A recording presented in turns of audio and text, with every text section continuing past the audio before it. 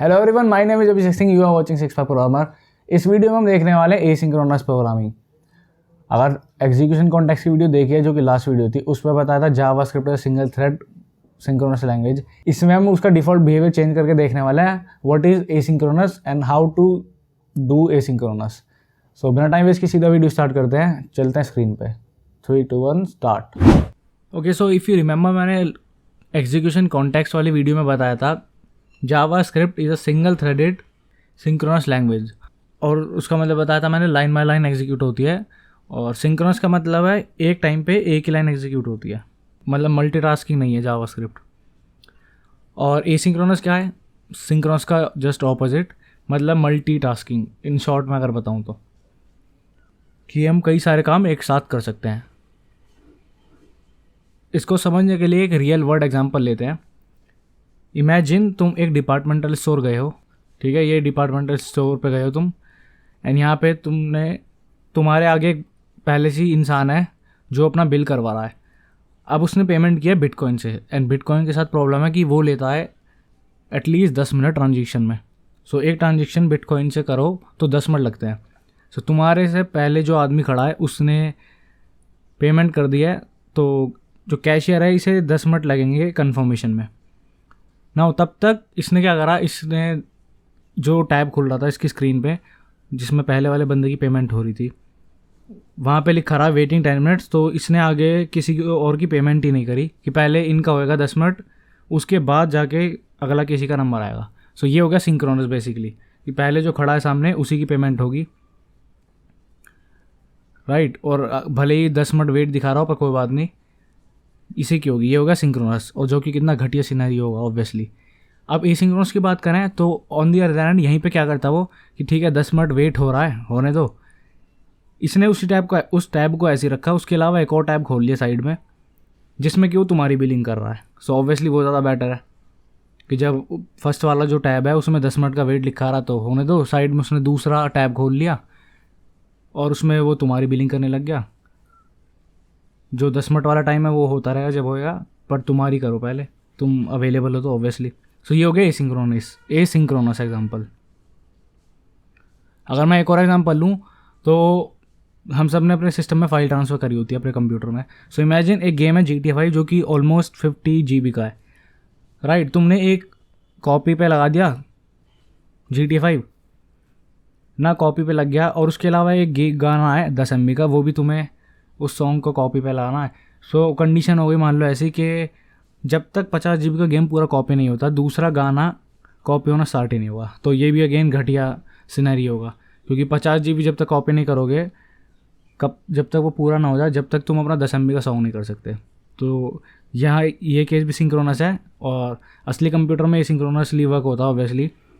ऐसा नहीं होता कि एक कॉपी पे लगाई है तो दूसरी कॉपी नहीं लगा सकते, या फिर जब तक एक कॉपी पूरी नहीं होगी दूसरी कॉपी स्टार्ट नहीं होगी। नहीं, असलियत में तो ऐसा होता है कि GTA 5 लगाया कॉपी पे 50 GB का, उसी के साथ हमने 10 MB का सॉन्ग भी लगा दिया, तो ऑब्वियसली 10 MB का सॉन्ग पहले हो जाएगा। उसका इंतजार नहीं करेगा कि पहले 50 GB पूरा हो कॉपी, उसके बाद 10 MB का सॉन्ग। नहीं, ऐसा नहीं होता, एक साथ ही दोनों चल देंगे और 10 MB वाला ऑब्वियसली पहले हो जाएगा। सो ये हो गया asynchronous work. So I hope समझ गए होगे तुम अच्छे से एसिंक्रोनस और सिंक्रोनस का डिफरेंस, राइट।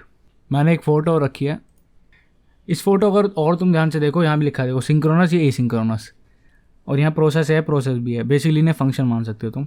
सो ये एक फंक्शन है, इसे कॉल किया, एंड यहाँ पे इस फंक्शन के बीच में कहीं भी कॉल हो रहा है, राइट। यहाँ पे कहीं फंक्शन भी कॉल हो रहा है।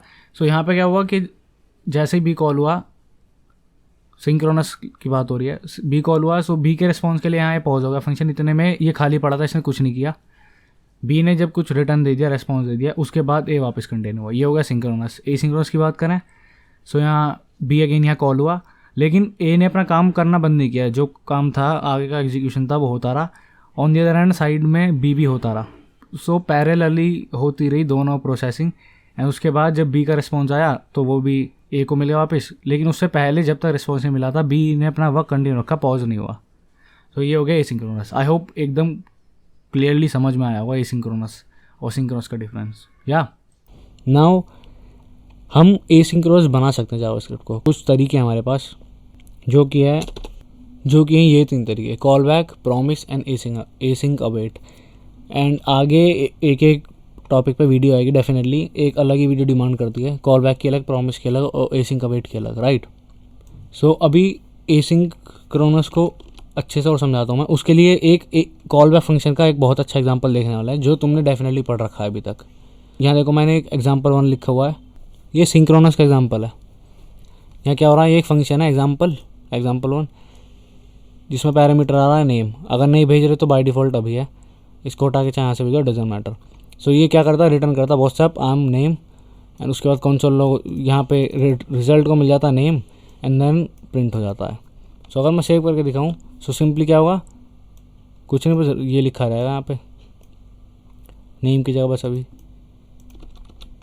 ये को आ गया व्हाट्सएप आम अभी। सो सबसे पहले ये एग्जीक्यूट हुआ, रिजल्ट मिला एंड देन ये मिल गया, राइट। सो इसमें तो इतना कुछ दिखाने लायक था ही नहीं इस एग्जांपल में। इसको हटाते हैं, मैंने एक और एग्जांपल रेडी किया है, एग्जांपल 2।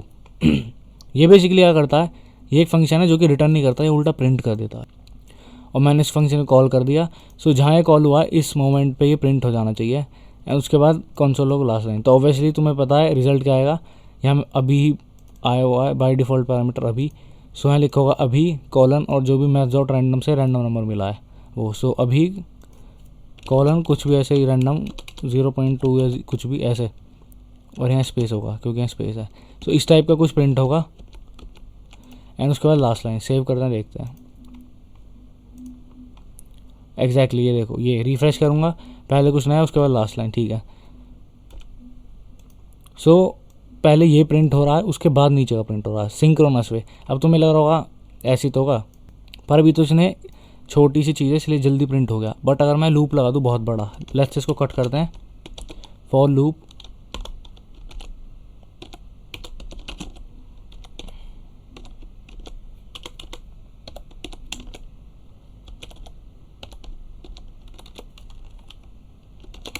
ये फॉर लूप लगाया, अंदर मैंने ये लिख दिया 100 बार चलेगा लूप। सेव करूँगा, देखो सो 100 बार आया, उसके बाद जाके लास्ट लाइन आई है, समझ गए। 100 बार पहले आया है। इनफैक्ट मैं मैथ डॉट नंबर की बजाय यहाँ पे इंडेक्स को प्रिंट कर देता हूँ। सो देखो 0 से स्टार्ट हुआ और 100 बार आया है, उसके बाद लास्ट लाइन अगेन सिंक्रोनस। सो इसको अगर मैं कर देता 5000, सेव करते हैं। सो तुम देखोगे ये आ रहा है और तुम्हारे सामने ये पूरा आया, उसके बाद जाके आया अब भी सिंक्रोनस अगेन। अब इसको ए सिंक्रोनस बनाएंगे और मैंने बताता एक तरीका तुम देख चुके हो ए सिंक बनाने का, ए सिंक्रोनस बनाने का, एक कॉल बैक फंक्शन के थ्रू जो कि है set time out. Yes, set time out a synchronous function है क्योंकि उसमें हम कॉल बैक ही देते हैं। बेसिकली कॉल बैक आगे देखोगे क्या होते हैं, बट अभी के लिए अगर मैं दिखाऊं सो अगर मैं इस फॉर लूप को कट कर दूं, उससे पहले एक चीज़ और दिखाता हूँ, कंसोल लॉग की बताइए मैं अलर्ट करता हूँ इस बार, क्योंकि अलर्ट अलग ही, या कंसोल लॉग भी छोड़ो अलर्ट भी कर देते साथ में, अलर्ट इसके पहले ही, ठीक है। अलर्ट लास्ट लाइन आया, आने के बाद लास्ट लाइन आ गया, ठीक है। और एक चीज़ और, जब तक मैंने इसको ओके नहीं कर दिया नीचे का भी नहीं आया। सेव करते दोबारा, देखो नीचे का नहीं आएगा जब तक मैं ओके ना कर दूं। ओके करते ही अब आया वो नीचे का। तो तुमने देखा जब तक ये पूरी एग्जीक्यूट नहीं हुआ, ओके नहीं किया मैंने, नीचे का कोड ही ब्लॉक कर दिया, ठीक है।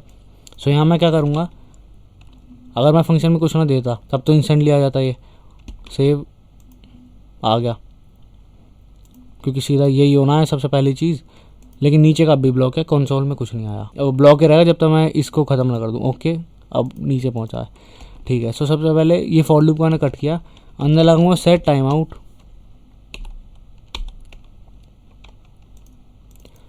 Remember syntax set time out का, यहाँ मैंने कर दिया 4 सेकंड। तो 4 सेकंड बाद आना स्टार्ट होगा, अंदर मैंने अगेन फॉर लूप दे दिया, सेव किया। सो देखो स्टार्ट होते ही रीलोड करूँगा पेज, स्टार्ट होते ही सबसे पहले वो आ गया, उसका लास्ट लाइन भी आ गया। अब 4 सेकंड बाद वो आने स्टार्ट होंगे। सो देखा ए सिंक तरीके से हमने काम कर दिया। ऐसा नहीं हुआ कि यहाँ पहले फंक्शन कॉल हो गया तो कोड ही ब्लॉक नीचे का, नहीं, सीधा ये आ गया क्योंकि उसे पता है 4 सेकंड है अभी, सीधा ये आ गया, उसके बाद आगे का हो गया। अगर फॉर लूप से भी समझ नहीं आ रहा सो इसे कट करता हूँ, ये भी कट, बेसिक तरीके से समझाता हूँ मैं। सेव करूँगा, अलर्ट आएगा अगेन, अलर्ट आ गया, ओके जब तक नहीं कहूँगा नीचे का नहीं आएगा, ओके। पर इस बार मैं सेट टाइम आउट के अंदर रखता हूँ अलर्ट। Time 3 second.